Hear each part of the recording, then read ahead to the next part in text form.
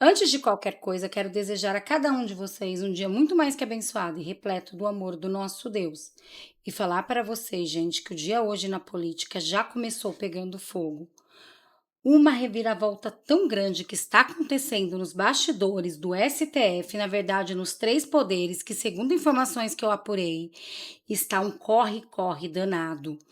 E acabou de ser revelado um plano maquiavélico da esquerda, que inclui o ministro Alexandre de Moraes. E eu quero trazer todos os detalhes e destaque dessa notícia para vocês, que promete incendiar Brasília. E mais, acabou de sair uma das piores notícias para Luiz Inácio Lula da Silva do PT, que segundo informações que eu apurei, gente, já estão dando como certa a queda de Lula. Mas a cereja do bolo vai vir mesmo na hora que vocês descobrirem, gente, o que vai ser revelado. O plano que está sendo arquitetado por trás dos bastidores, que envolve o ministro Alexandre de Moraes e o STF, que vai chocar vocês. Ainda tem uma revelação bombásticas envolvendo o ministro Alexandre de Moraes, o STF e todo o sistema. Uma jornalista, e olha que eu não estou falando de qualquer jornalista não, estou falando de jornalista de viés mais esquerdista, resolveu revelar todo o plano ao vivo. E este vídeo, eles queriam fazer de tudo para censurar, mas eu vou trazer com detalhes para vocês. Ainda temos pedido de prisão, demissão e muito mais nesse vídeo. Só não vou ficar dando muito spoiler, tá, gente? Para esse vídeo não ficar muito longo.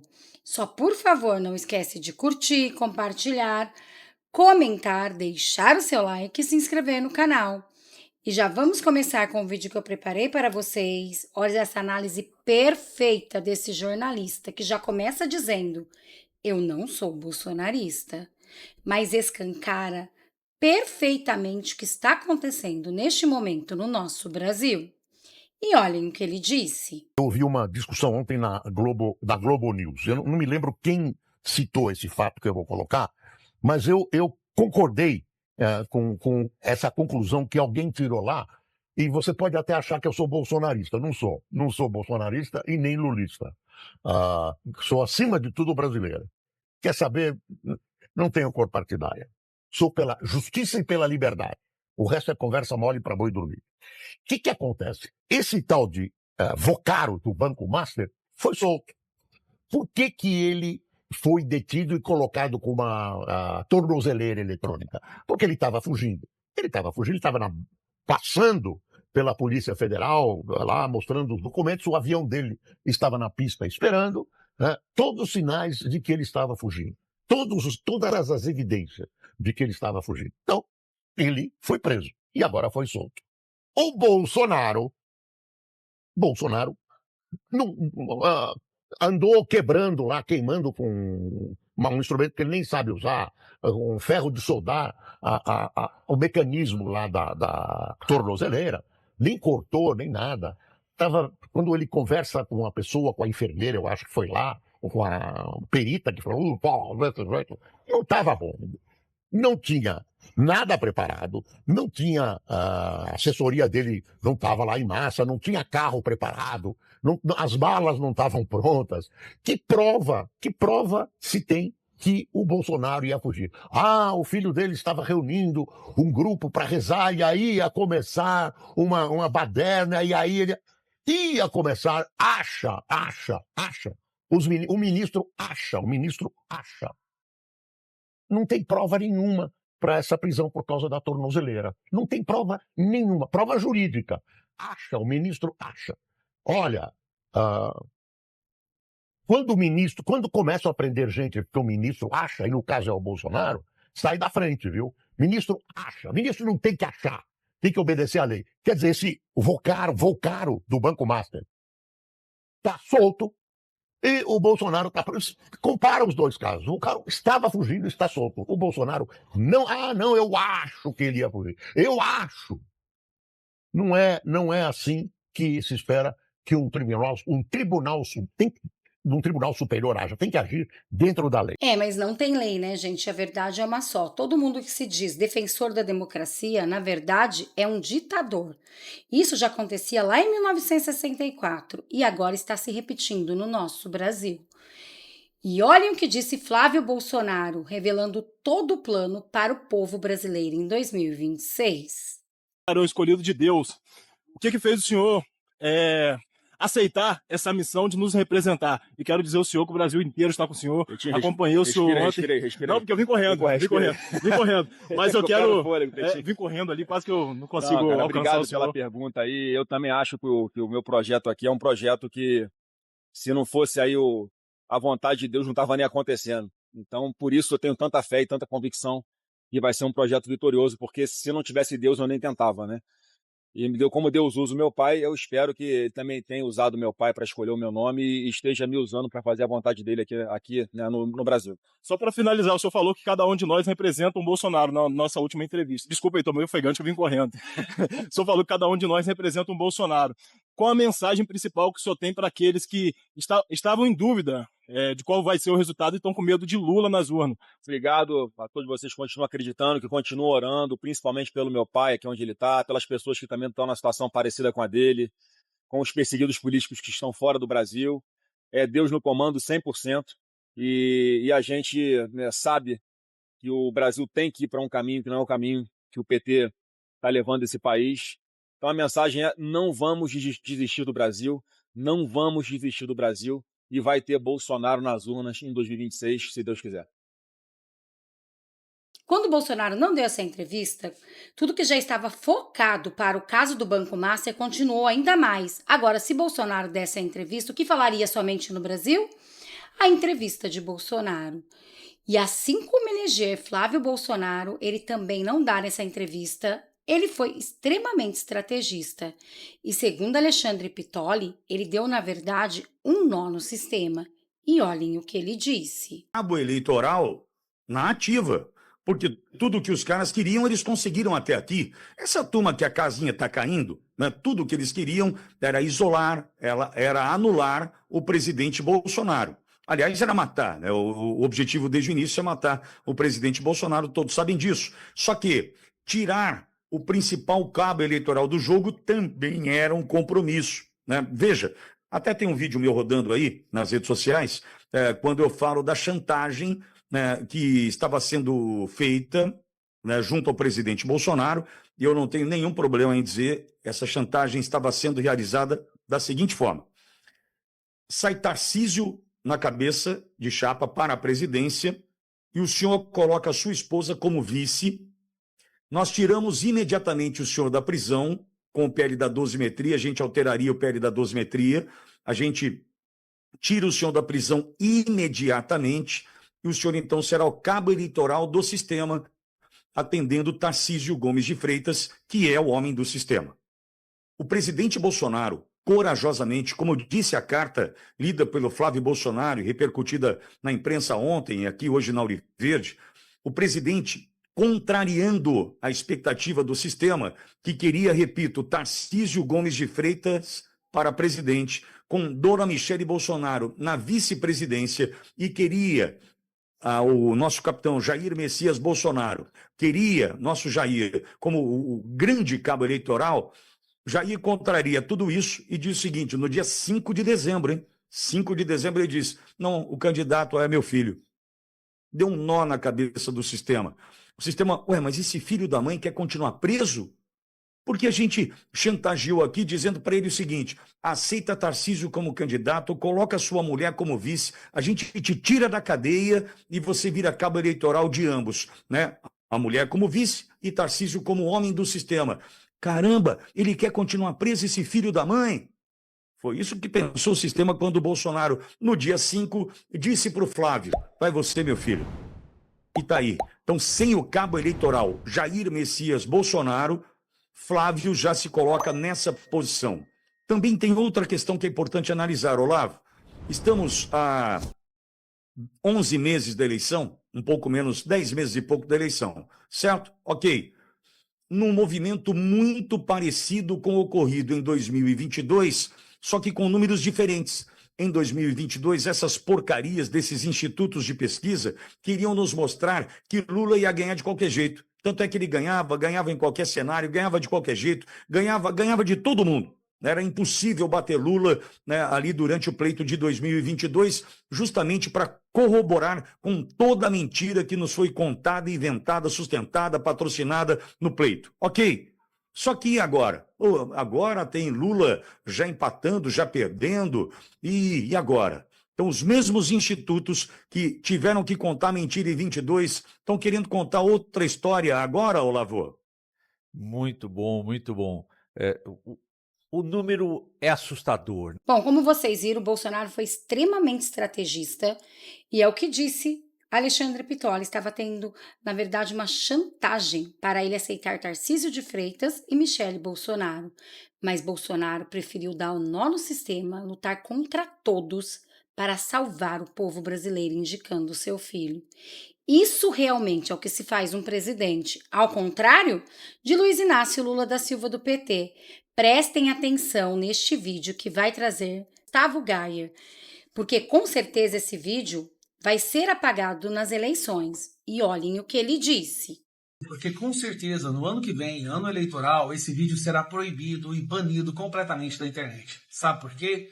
Porque nunca antes na história deste país o povo brasileiro foi obrigado a pagar tantos impostos como agora.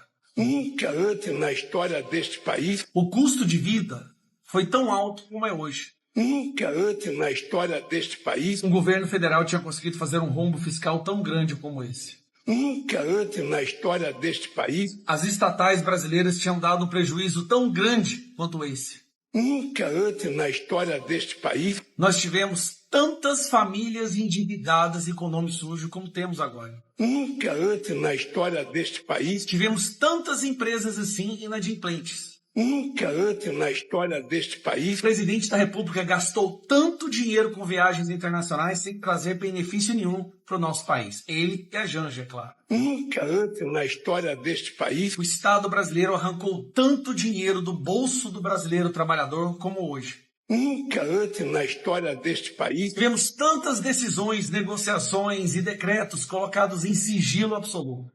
Nunca antes na história deste país tivemos 25% da população brasileira sob o domínio do crime organizado, facções criminosas. Nunca antes na história deste país tivemos um presidente tão aliado ao crime que falasse uma coisa dessa.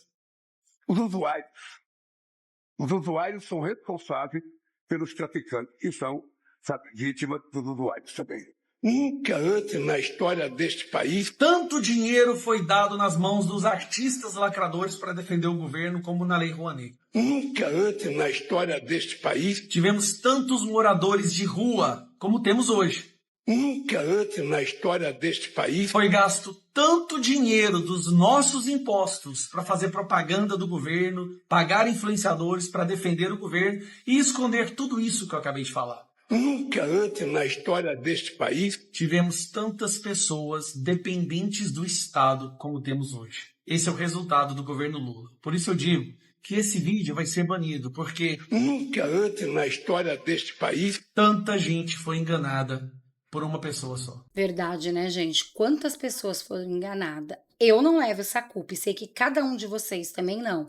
Agora, parem tudo que vocês estão fazendo e veja o que revelou essa jornalista. Segundo ela, Daniel Vorcaro vai cair, mas vai cair atirando. E já tem muito peixe grande desesperado. Inclusive, ela trouxe informações diretamente dos bastidores do STF. E olha o que disse Mônica Bergamo. Massa, que está elevando a temperatura em Brasília, em São Paulo, no Rio de Janeiro, de forma inédita. No meio do Natal, eu não posso entregar minhas fontes, mas eu recebi ligações assim de 20 minutos, meia hora, de pessoas muito importantes que estão muito preocupadas. Porque, Sheila, esse escândalo arrastou de forma inédita o Supremo Tribunal Federal para o centro de uma crise em que ele aparece, Sheila, pela primeira vez desde que eu, por exemplo, me recorde, não como moderador, mas como um protagonista da crise, né? A gente teve crise do mensalão, que abalou fortemente Lula em seus primeiros mandatos, foi reeleito, mas abalou, né?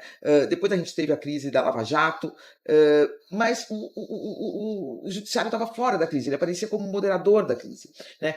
Agora é diferente, o contrato da mulher do ministro Alexandre de Moraes com o banco, um contrato milionário de 129 milhões para um trabalho, até agora não muito claro, a falta de explicações, tanto do escritório dela, né, da Viviane de Moraes, quanto dele, do Alexandre de Moraes, deixa um ponto de interrogação que afeta profundamente o Supremo no momento em que ele vai ser chamado mais uma vez para julgar um escândalo que tudo indica vai ser de grandes proporções, Sheila. Então, pode ser que tenha muita justificativa para esses 129 milhões, pode ser que tenha muito serviço prestado, muito trabalho, mas nada disso foi até agora mostrado. Claro que o ônus da prova cabe a quem acusa, mas ninguém está acusando, as pessoas estão apenas perguntando e não entendendo a dificuldade de se explicar esse contrato. E a partir daí, qualquer outra reportagem, qualquer outra história ganha um outro tipo de dimensão, né, Sheila? Se você falar assim, olha, o ministro Alexandre de Moraes, ele conversou com a Polícia Federal sobre esse caso, ele conversou com o Banco Central sobre esse caso, não, ele não pressionou, ele só conversou, tocou no assunto ou não, tudo ganha uma outra dimensão a partir do momento em que a gente sabe que existe esse contrato milionário, mas que até agora o ministro ou não quer dar nenhuma explicação ou não tem nenhuma explicação. A gente não sabe e isso deixa esse ponto de interrogação, né? Então esse furo no casco do Supremo, ele levou atenção em Brasília nesse final de ano, entre ministro do Supremo, entre ministro do governo, o próprio Lula, pelo que eu entendo, está preocupado, né? Integrantes do mercado financeiro, empresários, né? Todos preocupados com a dimensão que esse escândalo pode tomar no momento em que o Supremo está sob forte questionamento, né? E um escândalo que pode envolver absolutamente todos os poderes da República, do Executivo ao Legislativo, especialmente o Legislativo, né? Mas agora também o Judiciário. Então, crises anteriores eram delimitadas a um outro poder, ou era o Executivo que estava sob escrutínio, ou era o Legislativo, jamais todos juntos e ao mesmo tempo. Então, o escândalo envolve também o mercado financeiro, o empresariado, que se dividiu, né? O Vorcaro aí, Daniel Vorcaro, dono do Master, como investigado na defesa, mas preparando um contra-ataque, e a outra parte, que é contra o Vorcaro no mercado, como atacante, né? E desejando aí enquadrar o Supremo para que liquide de vez esse caso Master. Há recados, no entanto, Sheila, de que o dono do Banco Master, o Gabriel Vorcaro, não vai para a forca calado, e que se ele falar, muitos poucos sairão incólumes em Brasília. Eu ouvi de um ministro, Sheila, o seguinte: eu não sei se o Brasil está preparado para saber toda a verdade sobre esse caso, mas eu não sei também se o Brasil está preparado para continuar, para seguir, se o Brasil aguenta seguir convivendo com esse grau de corrupção e promiscuidade que ainda está para ser revelado. Bom, segundo ali parece, gente, eu tenho minha opinião, deve ser um dos ministros indicado por Bolsonaro, que falaria com tanta coerência assim. Sabemos que não é Dias Toffoli, porque ele está envolvido até o pescoço, inclusive até a Rede Globo já está detonando o ministro. Sabemos também que o ministro Alexandre de Moraes não está totalmente no olho do furacão. Flávio Dino, Cristiano Zanin e os demais da primeira turma, a gente já sabe, são todos a favor de Moraes. Fica entre Fux, André Mendonça e Nunes Marques. Quem será que disse isso para a Mônica Bergamo? Deixa aqui a sua opinião, que eu quero saber. E agora parem tudo que vocês estão fazendo e vejam qual é o plano do sistema que envolve o ministro Alexandre de Moraes. Inclusive, esse aliado de Bolsonaro já está falando até mesmo, gente, que vão entregar a cabeça do ministro. Ou ele renuncia, ou vai ter impeachment. Mas o que isso pode afetar a todos nós, o povo conservador?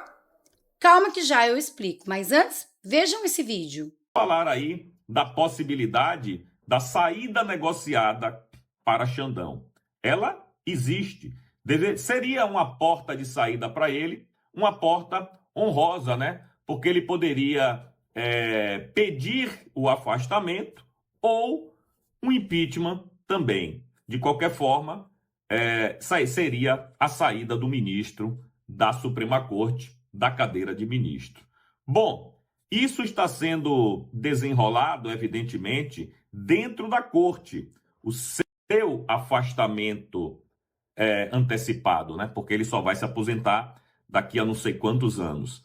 E, por outro lado, existe o impeachment, que está também sendo discutido, pelo menos estão tentando angariar aí assinaturas para que isso aconteça. Agora, veja bem, não é coincidência do que o governo brasileiro, né, entregou para os Estados Unidos tudo o que ele queria e a Magnitsky do ministro foi retirada. Né? É muito estranho essa história que até hoje a gente não sabe direito o que aconteceu. Em seguida, o governo libera os seus cães de guarda, que é a velha mídia, para fazer um estardalhaço e começar o assassinato de reputação contra Xandão. Pois é, a gente sabe das ligações tanto dele quanto da esposa com o Banco Master, a pressão que ele fez para o presidente do Banco Central e uma saída negociada para ele. Seria uma espécie de saída honrosa, né? Ele sairia como Al Capone, lembra? Que fez diversos assassinatos, matou um bocado de gente, extorquiu, era um verdadeiro gangster e saiu e foi para a cadeia por uma fraude fiscal.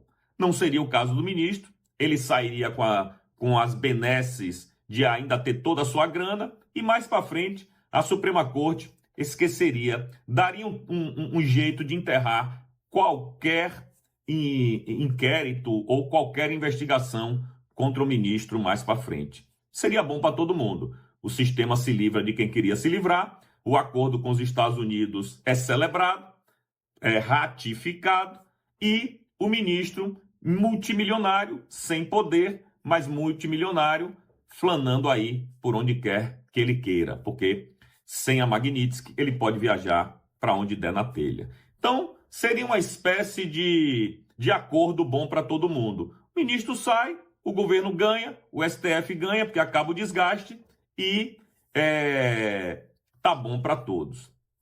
É o que dizem por aí, né? Que de fato existe essa possibilidade de uma saída negociada para o Xandão. Mas eu quero saber de você, meu amigo. Você acredita nisso? Se sim ou não, deixa aí nos comentários. E se você ainda não... Bom, precisamos prestar atenção que realmente está por trás disso, mas na minha humilde opinião que tem um acordo, isso tem. Porque não ia ser permitido que todo esse escândalo viesse à tona, principalmente nas mídias que são controladas pelo governo, né? Inclusive, gente, até mesmo Dias Toffoli já está sendo detonado na Rede Globo. E olha o que disse Malu Gaspar. Bem estranha, bem esdrúxula, porque essa é mais uma decisão esdrúxula do ministro Dias Toffoli nesse processo, além de todas as outras que a gente já viu, de avocar para si o processo, depois um sigilo máximo sobre esse caso. Ele também determinou que qualquer nova investigação conexa só pode ser criada com autorização dele, está controlando essa investigação com mão de ferro. Sabemos que ele já teve esse episódio do jatinho que ele voou junto com o advogado de um investigado. Então, já a partir daí, você já nunca sabe exatamente qual é a agenda que existe aí. Mas existe uma agenda que a Raquel deixou bem claro na fala dela e que é muito preocupante, que é esclarecer pontos levantados sobre a atuação do Banco Central. Pontos levantados sobre a atuação do Banco Central foram levantados pela defesa dos investigados, que, como você mencionou, não foram ouvidos. Então a cariação em geral serve para você confrontar versões. Como disse a PGR, não tem versão nenhuma, vai confrontar o quê? Se a gente ainda não sabe o que cada um tem a dizer. A gente sabe que a defesa levantou pontos contra a atuação do Banco Central, porque o Banco Central decretou a liquidação do Master, a partir da descoberta de uma fraude financeira de 12 bilhões de reais, que é a fraude financeira a maior fraude financeira já documentada no Brasil. Então, é uma atuação técnica de um órgão técnico, né? O que está aparecendo é que o ministro Dias Toffoli está querendo colocar no mesmo patamar o diretor do Banco Central e toda a equipe de fiscalização que está embaixo. Lembremos que houve outras equipes que se envolveram aí, né? Teve equipes de outras diretorias. Então, ele está querendo colocar em dúvida o trabalho do Banco Central e colocar o Banco Central na mesma posição dos investigados, do Daniel Vorcaro e do Paulo Henrique Costa, que era o presidente do BRB por ocasião da negociação.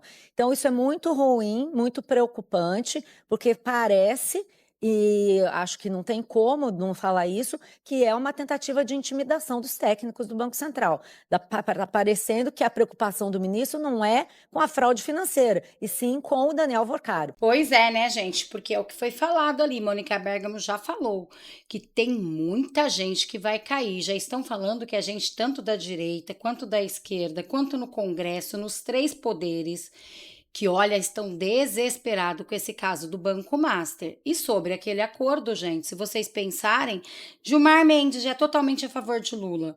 Cristiano Zanin foi advogado de Lula. Flávio Dino, amigo de Lula de longas datas, a gente sabe muito bem, inclusive as imagens do 8 de janeiro desapareceram. Temos Carmen Lúcia, que é totalmente a favor do ministro Alexandre de Moraes e vai ficar a favor, vai continuar a favor de Lula também. Luiz Fux, ficamos com Luiz Fux, André Mendonça e Nunes Marques. E todo o STF praticamente aparelhado para a esquerda e para Lula. Será este o plano de verdade do Lula? Bom, ao que tudo parece, sim, mas os seus planos podem cair por água abaixo diante desta matéria. Lula empata com Flávio em eventual segundo turno, informa Paraná Pesquisas. Atual presidente tem 44,1% das intenções de voto, enquanto o filho 01 de Jair Bolsonaro aparece com 41% dos votos. O presidente Luiz Inácio Lula da Silva e o senador Flávio Bolsonaro aparecem empatados tecnicamente em eventual segundo turno na eleição presidencial de 2026, segundo o Instituto Paraná Pesquisas. O petista registra 44,1% das intenções de voto, enquanto o filho 01 do ex-presidente Jair Bolsonaro aparece com 41%. A diferença está dentro da margem de erro do levantamento, de 2,2 pontos percentuais. Esse resultado põe o governo federal sobre alerta, indica um cenário de equilíbrio eleitoral a pouco mais do início do ano formal da campanha. Ou seja, há pouco tempo que foi dito que Flávio Bolsonaro seria eleito de Bolsonaro, indicado por Bolsonaro, e já está empatando com Lula em segundo turno, vai ganhar de lavada. Isso acabaria com todos os planos da esquerda que quer realmente reeleger Lula. E agora, olhem esta notícia. E logo após o Natal, dia 25 de dezembro, hoje dia 26, Moraes ataca mais uma vez e faz algo que abala Brasília. Moraes determina a prisão de Silvinei Vasquez. Ex-diretor da PRF foi preso em aeroporto no Paraguai. Nessa sexta-feira, dia 26, o ministro Alexandre de Moraes do STF determinou a prisão preventiva de Silvinei Vasquez, o ex-diretor-geral da Polícia Rodoviária Federal. Mais cedo, a polícia prendeu Vasquez no Aeroporto Internacional Silvio Pettirossi, em Assunção, no Paraguai. Além disso, ele teria rompido a tornozeleira eletrônica ainda em Santa Catarina, por isso, as autoridades dispararam avisos a países que fazem divisa com o Brasil. Segundo Moraes, imagens da câmeras de segurança mostraram que o ex-diretor da PRF carregou o veículo alugado com seu animal de estimação e materiais para transporte de cachorro, incluindo ração e muitos sacos de tapete higiênico para cães. O ministro destacou ainda que, de acordo com a Polícia Federal, não há como precisar os motivos da violação da tornozeleira eletrônica ou paradeiro de Vasquez, nem se a própria tornozeleira ainda estaria no apartamento. Bom, isso eles estão dizendo, né, gente? Mas nós sabemos que agora vai aparecer fumaça atrás de fumaça para abafar o caso do Banco Master. Percebam que sempre que o caso está tão grave como está o ponto do Jornal Nacional da matéria de primeira linha, todos os senadores querem o impeachment do ministro, até mesmo o Centrão já não quer nem o sistema Alexandre de Moraes, aí aparece mais uma prisão, Moraes age mais uma vez? Será que ele acha que vai apagar todo esse escândalo do Banco Master? É lógico que não. E se Daniel Vorcaro resolver abrir a boca, vai cair muito peixe grande. Inclusive, gente, o maior pesadelo do sistema, de todos esses envolvidos, dos três poderes, é o celular de Daniel Vorcaro, né? Que a qualquer momento pode ser revelado tudo. Olha essa notícia.